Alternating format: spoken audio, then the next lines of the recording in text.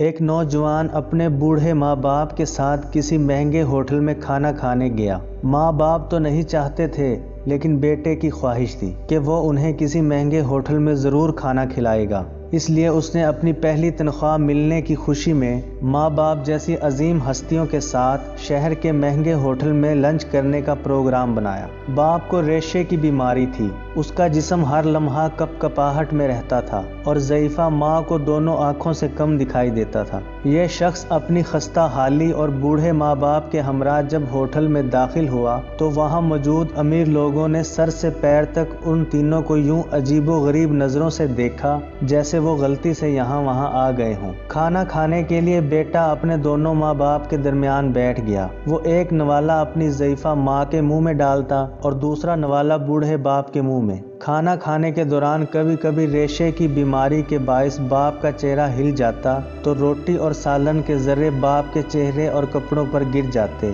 یہی حالت ماں کے ساتھ بھی تھی۔ وہ جیسے ہی ماں کے چہرے کے پاس نوالا لے جاتا تو نظر کی کمی کے باعث وہ انجانے میں ادھر ادھر دیکھتی تو اس کے بھی منہ اور کپڑوں پر کھانے کے داغ پڑ گئے تھے۔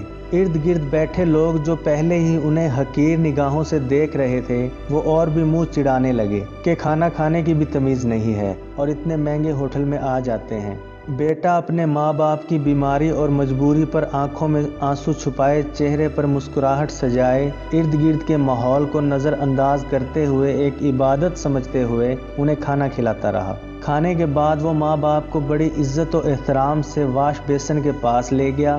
وہاں اپنے ہاتھوں سے ان کے چہرے صاف کیے، کپڑوں پر پڑے داغ دھوئے اور جب وہ انہیں سہارا دیتے ہوئے باہر کی جانب جانے لگا تو پیچھے سے ہوٹل کے مینیجر نے آواز دی اور کہا، بیٹا تم ہم سب کے لیے ایک قیمتی چیز یہاں چھوڑے جا رہے ہو۔ اس نوجوان نے حیرانگی سے پلٹ کر پوچھا، کیا چیز؟ مینیجر اپنی اینک اتار کر آنسو پوچھتے ہوئے بولا، نوجوان بچوں کے لیے سبق اور بوڑھے ماں باپ کے لیے امید۔ اللہ تبارک و تعالیٰ جن کے ماں باپ زندہ ہیں ان کو لمبی عمر عطا فرمائے اور جن کے ماں باپ وفات پا گئے ہیں ان کو اللہ تبارک و تعالیٰ جنت الفردوس میں اعلیٰ مقام عطا فرمائے۔